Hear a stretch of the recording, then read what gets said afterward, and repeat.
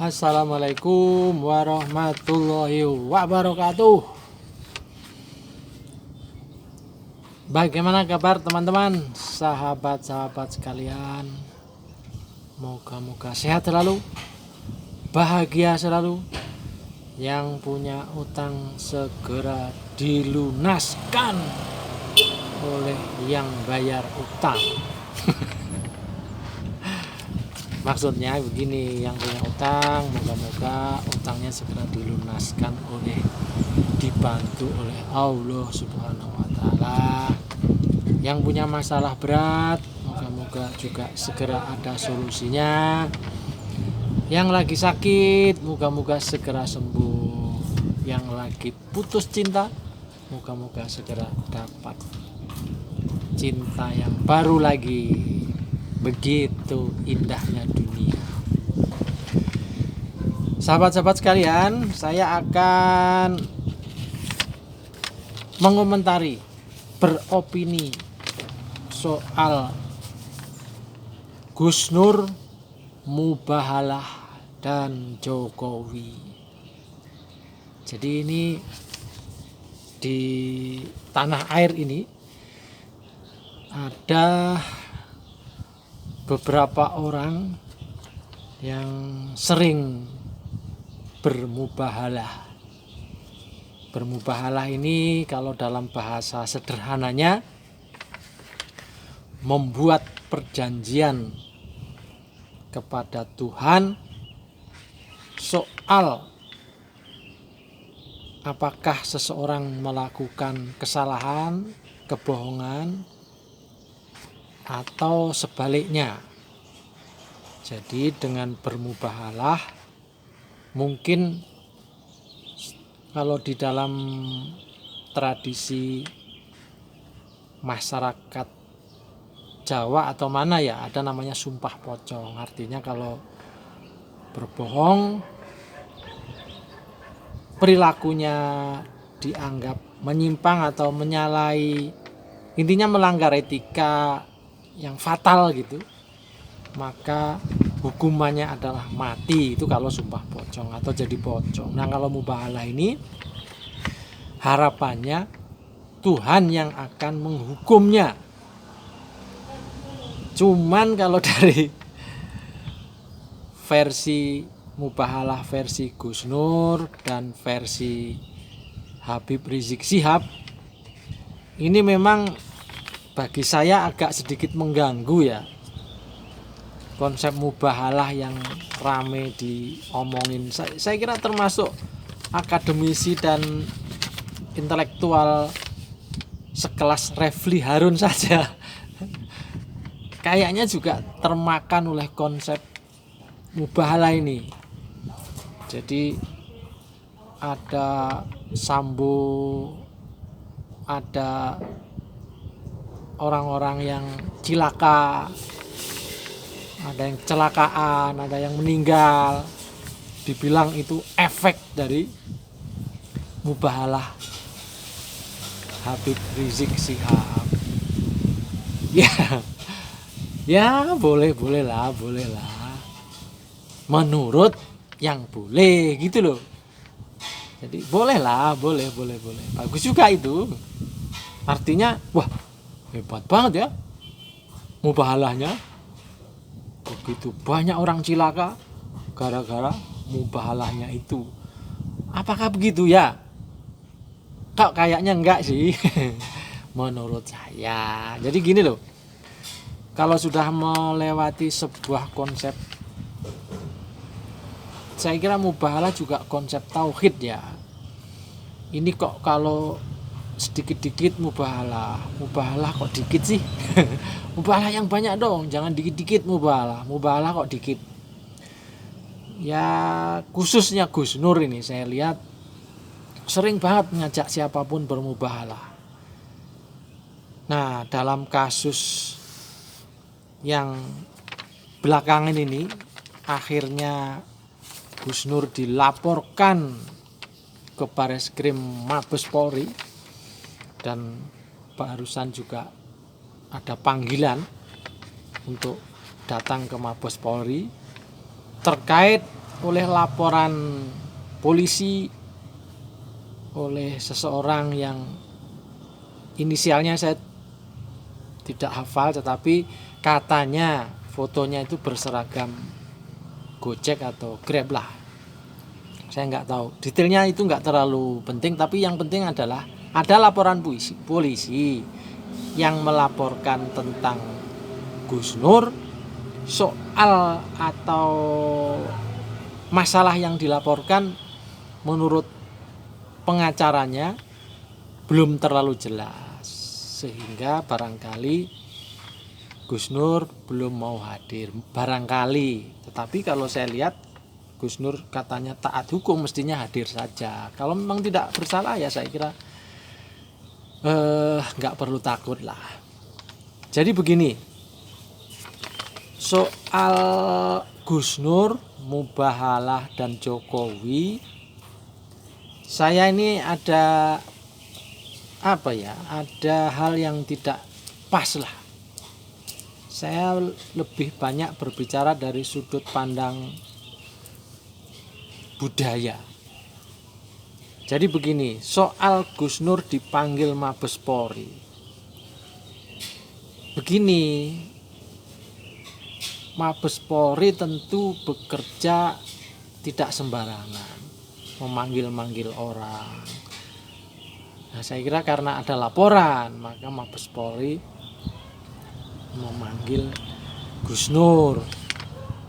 Dan kalau Gus Nur memang tidak merasa bersalah, ya saya kira nggak perlu ribut-ribut, nggak perlu repot-repot bayarin pengacara dan sebagainya. Datang saja lah.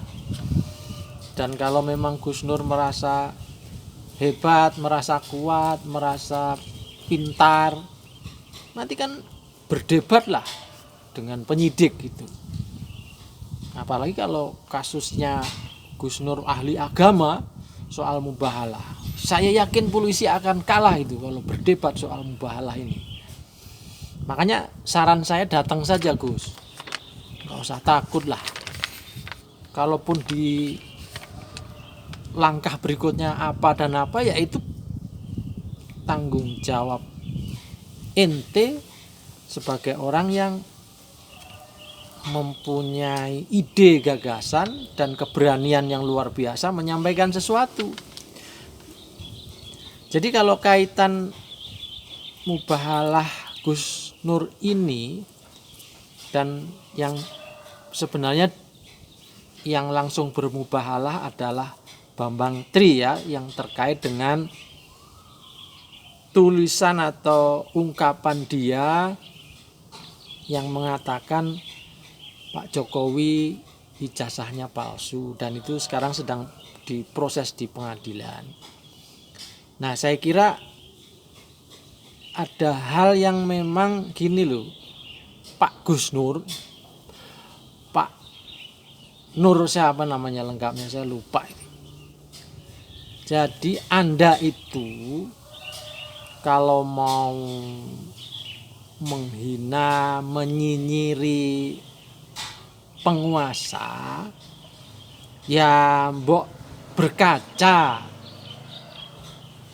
melihat cermin, kira-kira saya mampu nggak ya melawan kekuasaan. Kalau mampu silahkan, tapi kalau tidak mampu dan Anda ternyata kecil, ya harusnya berhitung dong. Sedangkan orang bertinju saja itu ada teorinya loh. Bertinju, tawuran, itu ada teorinya, nggak ngawur lah. Kalau saya lihat, mohon maaf nih, Anda ini ngawur deh. Ngawur plus agak bodoh dikit sih bodohnya. Kenapa? Lah melawan kok kekuasaan. Dalam kasus ini kan ada nama-nama Pak Jokowi Anda bawa-bawa tuh. Bukan hanya di kasus mubahalah lah. Saya perhatikan Anda sering banget lah mau nyinggung, menyinyiri, mau ini Pak Jokowi. Ya itu dunia Anda, tetapi kenapa begitu Anda dipersoalkan oleh para pihak, harusnya Anda juga konsekuen dong, terima dong. Jangan kemudian ngamuk, kemudian ngadirin para lawyer. Nah, kalau para lawyer pun juga sekelas siapa itu? Hori Udin si Udin itu, atau sekelas Pak Profesor itu, ya saya kira tetap aja lah kekuatannya jauh lah gitu dengan apa yang dimiliki oleh pihak kekuasaan. Ingat, saya pernah ya ngobrol lah sama jaksa, sama polisi. Ternyata kalau mau nangkap atau mau istilahnya memproses seseorang, itu dihitung dulu. Ini kira-kira nanti banggel enggak, melawan enggak, atau dampaknya bagaimana.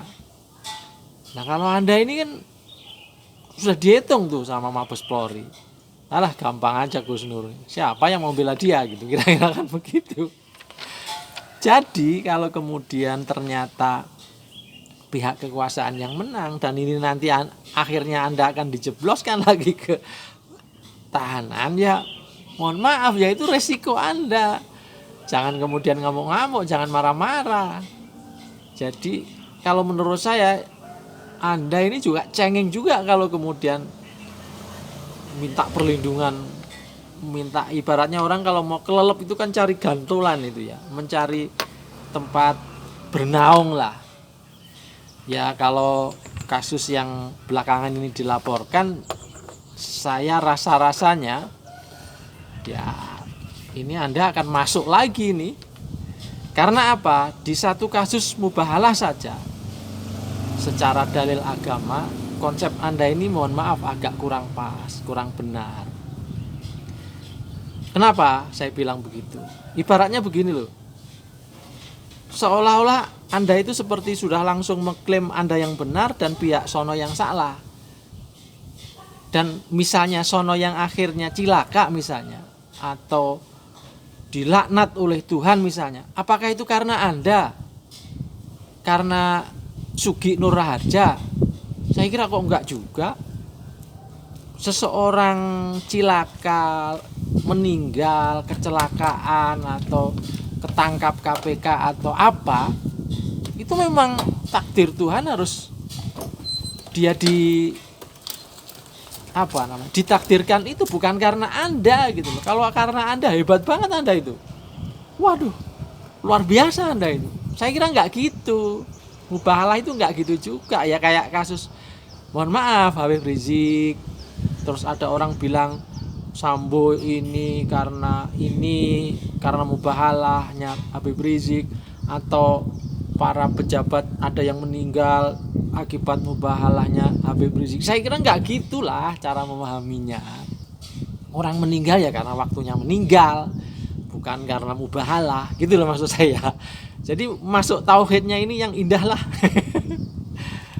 Jadi, nah terus soal lapor melapor, ya itu hak orang lah melaporkan.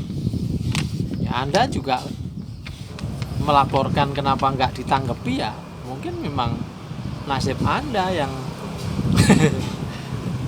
kurang beruntung gitu. Jadi saya kira itu yang perlu saya jelaskan dalam opini saya ini. Jadi kasus mubahalah yang terkait dengan Bambang Tri, sebenarnya Anda kan cuma mendikte yang mubahalah itu Bambang Tri dengan pihak mereka. Mereka itu tentu salah satunya adalah Pak Jokowi. Itu tafsiran saya. Tapi kalau di dalam teks yang Anda diktekan itu, mubahalahnya itu tidak menyebut siapa-siapa, ya hanya kepada siapapun yang dolim, siapapun yang apalah, moga-moga dilaknat oleh Allah, moga-moga cilaka, moga-moga mati dan lain-lain. Ya boleh-boleh aja begitu. Nah, Soal saudara bilang bahwa saudara tidak makan uangnya Jokowi, Gus Nur tidak makan uangnya Sandiaga Uno, tidak memakan uangnya Erick Thohir, tidak memakan uangnya istilahnya para pihak yang berkuasa lah, katakanlah gitu. Ya memang tidak. Lah ngapain juga mereka memberi makanan Anda? Oh, Anda tidak bekerja untuk mereka kok. Pegawai negeri bukan, ASN bukan, anggota DPR bukan, politisi bukan. Anda kan cuma pengusaha. Katakanlah itu pun kalau pengusaha. Saya nggak tahu persis pengusaha atau bukan. Tapi intinya Anda bilang bahwa Anda itu orang yang merdeka, tidak makan duit rakyat atau tidak makan duit siapapun. Ini saya kira kesombongan yang agak kemajon, kebablasan. Jadi gimana ya saya mau menyebutnya ini? Ini memang kawan satu ini memang unik kok. Tapi saya akan mencoba mengomentari soal saya merdeka. Bentar. Hidup saya tidak mengganggu orang. Sebentar.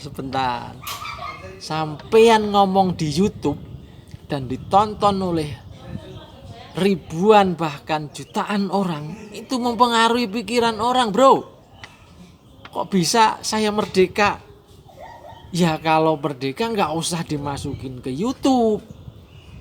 Anda ngomong sendiri di sawah atau di masjid sendiri. Lah karena ini mempengaruhi orang, dan orang kan tidak semua sama dengan Anda, dengan ente, nggak semua orang sama cara berpikirnya. Dan dengan mempengaruhi ini, jadi gini loh ibaratnya, hidup kita ini tidak sendiri. Hidup kita itu ada orang lain, ada orang yang berprinsip, berpemahaman, berideologi tidak sama dengan Bapak Gus Nur yang mulia ini. Jadi kalau sampean bilang saya merdeka, ya gimana dong? Masa merdeka kemudian sampean telanjang? Apakah kalau sampean telanjang orang lain gak keganggu? Keganggu lah. Itu ada aturannya, ada tata kromonya, ada aturan mainnya. Sampai kemana-mana berteriak pemerintah pembohong, Jokowi pembohong.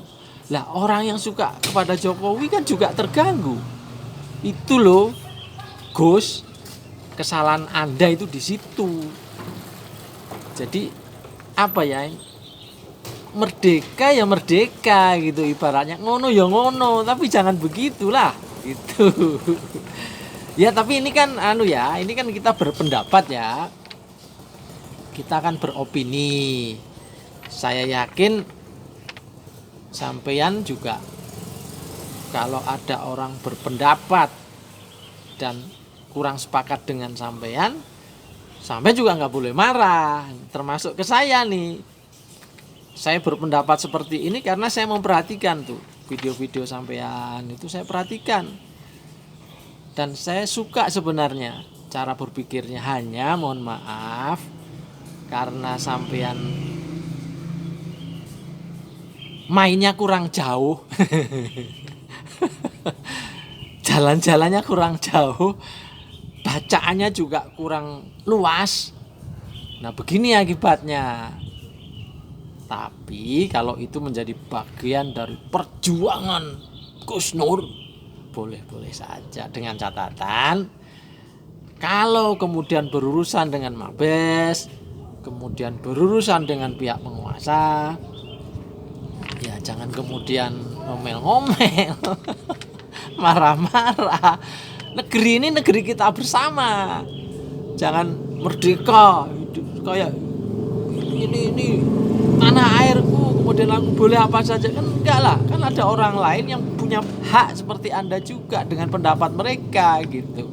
Ya disitulah yang namanya kita saling menghargai saling mengerti, ada toleransi.